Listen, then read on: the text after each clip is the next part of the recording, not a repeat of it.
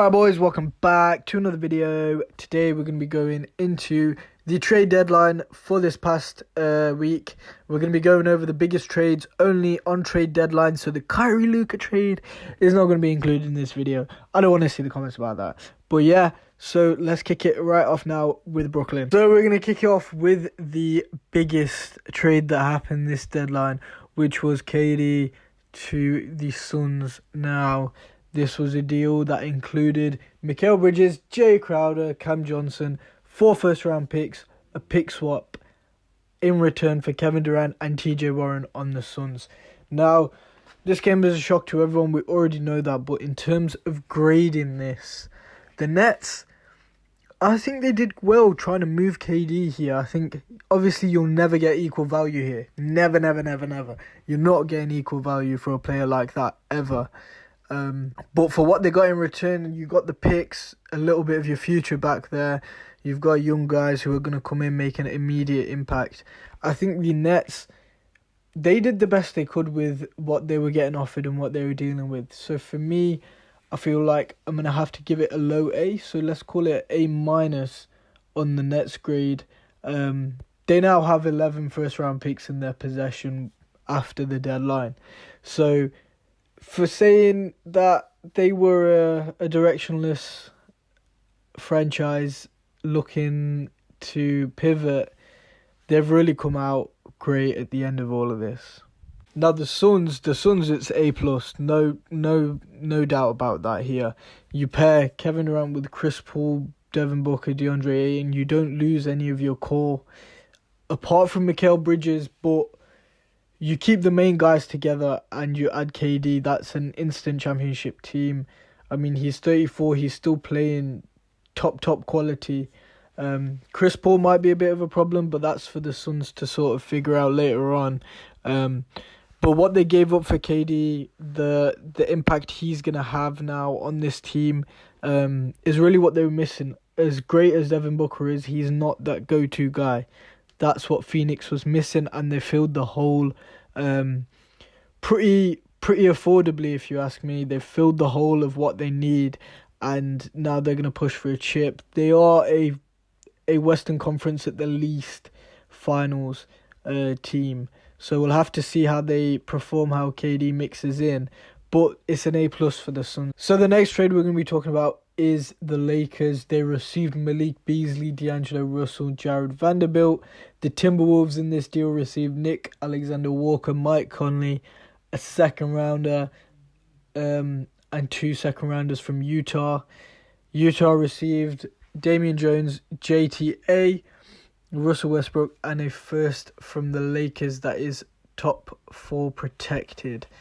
So This was kind of messy. This is kind of messy to see the way everyone was moved around, where everyone ended up. But for the Lakers, I think this is an A- trade or a B+, somewhere between there. Ooh, I'm going to go B+ just because we don't know what D'Angelo Russell is going to, what kind of level he's going to play at. We've seen him throughout his career play at so many different levels. But they filled in exactly what they needed. They've got a perimeter guy now. He can shoot on the perimeter.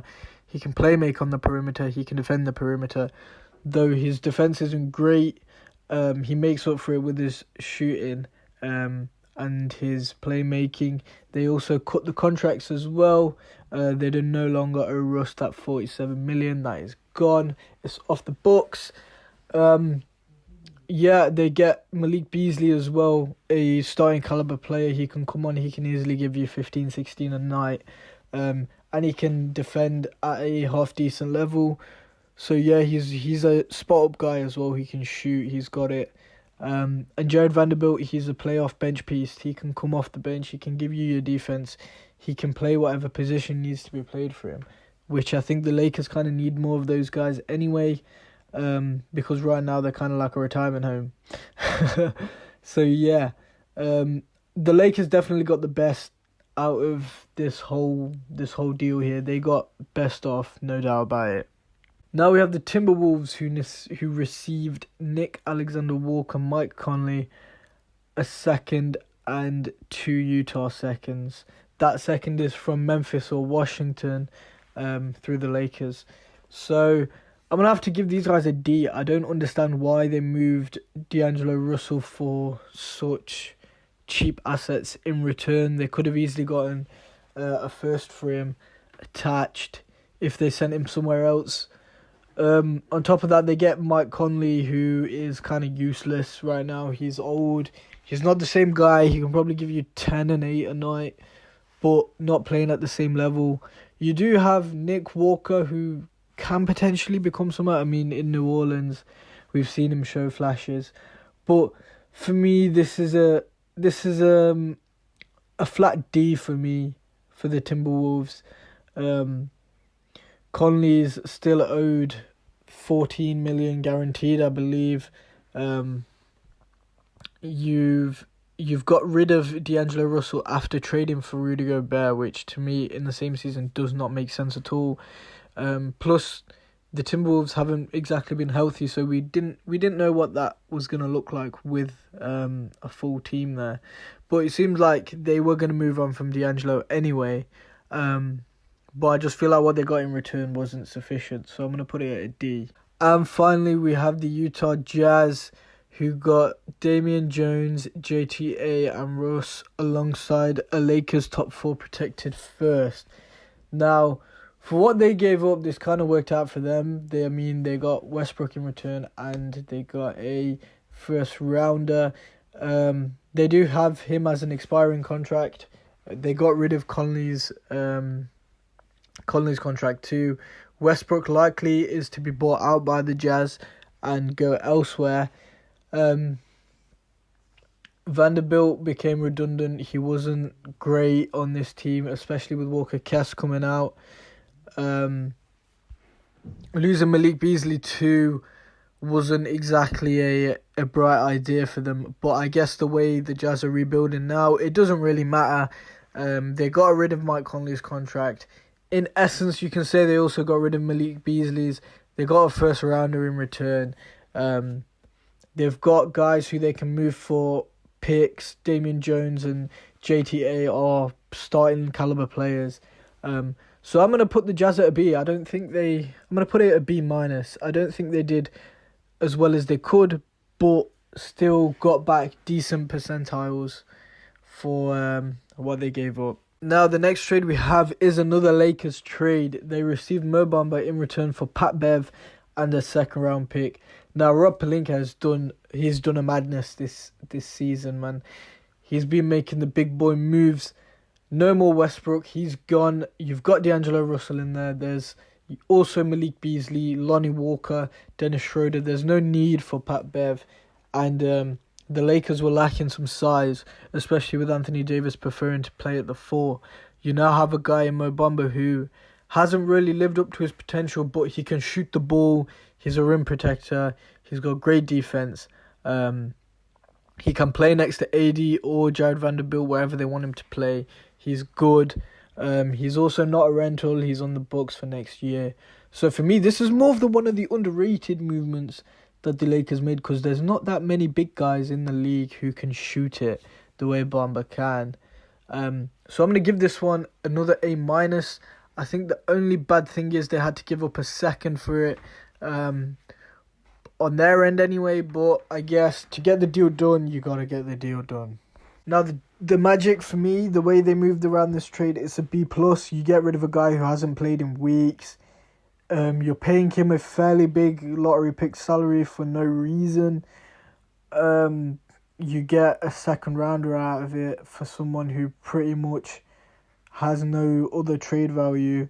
You get Pat Bev, who I believe they're buying out, and they got a bit of cash on top, but I don't know if they're going to buy him out or move him. But if they buy him out, there's no issue there. But yeah, Magic's a B+ on this trade. There's not really much to be said. They just moved a guy who they kind of had just sat there for a second, which, I mean, you can't complain about it. Right, so now we have this kind of double trade. So there's 4 teams included in this altogether, but the initial trade is between the Hawks, the Pistons, the Warriors, and the Blazers.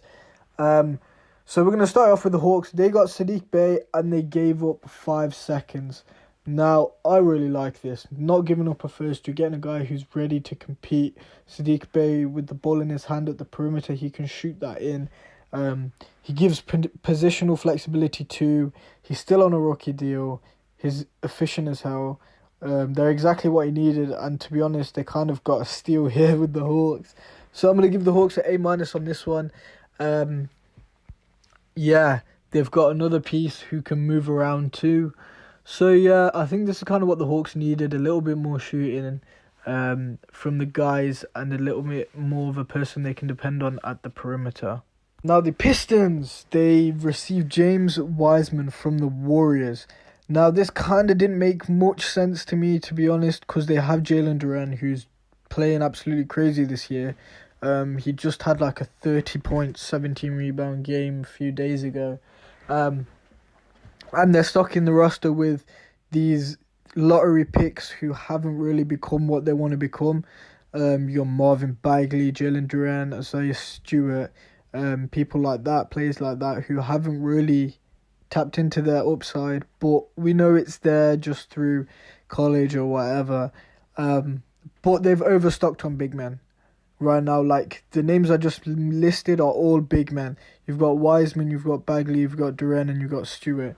Now, 3 out of 4 of those guys can't play anywhere but the 5. Like, the only one who's maybe a little bit flexible is Marvin Bagley. But to me, it's kind of like he's not going to get much playing time here. The Pistons gave up quite a bit for no reason. I don't quite understand why you'd move Sadiq Bey for another big you're just going to stock. It doesn't make sense to me. So for this one, I'm giving them a straight F. I think this makes no sense for the Pistons unless they're looking to move one of the big guys in the offseason. Yes, he's talented. He has a high upside. But for Sadiq Bey, a guy who was already in your system, fitting well, playing well, at a position that you kind of need, it doesn't make much sense to me. So actually, F kind of seems a bit harsh. So we'll move it up to an E+, I guess. But yeah, this one didn't make sense to me at all on Detroit's behalf. Now the Warriors, they got Gary Payton Jr. back. I don't know how much he's going to help him this season. He's playing through injury. He was also on a bigger salary, and they gave up James Wiseman, who wasn't playing in Golden State anyway. So for that reason, I'm gonna give it a C+. Yeah, this is kind of just, he was a guy who enjoyed playing there. They were a team who enjoyed to have him. I think once he gets healthy and once the Warriors in general start to fix up a bit, then he'll be fine, and this can probably go up. But for now, giving up a lottery pick for a bench guy, it's not the best here. Now we have the Blazers, who moved Gary Payton Jr. for 5 second-rounders and a lottery-protected Knicks first-rounder, which turns into 4 seconds if not conveyed. Yeah, Kevin Knox was involved in that deal as well. I think, he wasn't playing with the Blazers. He didn't want to be there. They moved him at the right time. It's a B- for me. They moved him bang on. Jeremy Grant as well, who's up for a new deal soon, I believe. Yeah, they moved him at the great time. B+. Now we have Bones Highland to Denver in return for 2 first-round picks. Now, I believe Denver could have got a first or even a first and a second from any team, because this kid is completely insane on the defensive end. He's ready to play in a championship team. They just don't have the space for him here in the Nuggets. They're too deep. He's great. He's 22 on a rookie scale deal. For me, the Nuggets, they got fleeced here. 2 second-rounders was horrible. So for that, I'm going to give it a flat E on Denver's behalf. Now the Clippers, this is an A+. They get a guy who can fit right into their system. He can defensively do the things he needs to do.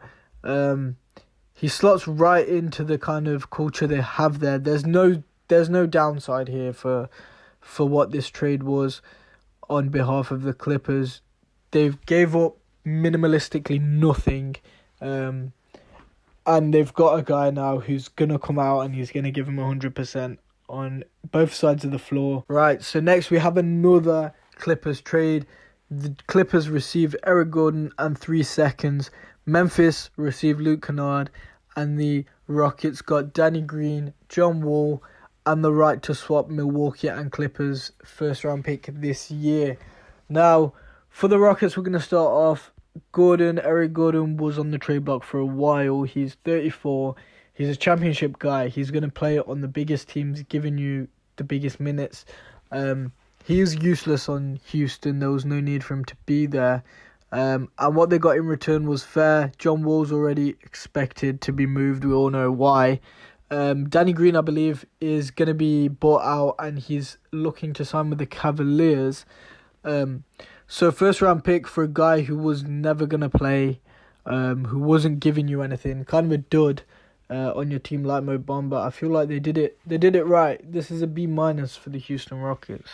Now the Clippers, they give up Luke Kennard and a pick swap for Eric Gordon and 3 seconds. I mean, you can't go wrong with that. You have the 3 seconds back now that you can potentially make moves in the off-season for more guys like Bones Highland. You also have a guy in Eric Gordon now on your team who is a championship caliber player. He can play the defense. He can shoot the ball. He's what they need, a guy that can go and get a shot when he needs to get a shot. We've seen that with him in Houston. Alongside James Harden and Chris Paul. This is kind of what the Clippers needed, a little bit more deeper now. Probably one of the deepest teams in the league. They just have killed it this deadline. And everyone in the past, to be honest, they've smashed it since they put this team together. So for me, it's a straight A for the Clippers again. And the Grizzlies, they get Luke Kennard in return for what they gave up. Is absolutely great. I mean, a couple seconds for a guy who's going to shoot the 3 and get it 44.7% at the time is what they needed. They needed a couple more shooters who can stay on the perimeter, guard the perimeter, throw it up when they need to. And even if he doesn't come into the system and fit, he can still be moved for at least a first rounder and young players even. He's a guy who's ready for championship movements. The contract is a little big. He's got $30.8 million left over the next 2 years. But if he doesn't seem to be fitting into the system, as I said, they can just move him. For me, this is a nice move by the Grizzlies. I'm going to give them a flat B for this one. And those are all the trades I'm going to be grading in this video, guys. I know there were a lot more, like Josh Hart to the Knicks and the Thomas Bryant movements, the Thibault movements. But I feel like these were the main ones that we're going to see the biggest impact out of. So these are the only ones I'm going to grade. Hopefully you guys enjoyed this video. Make sure you leave a like, subscribe if not already. All of my links are in the description down below. And peace.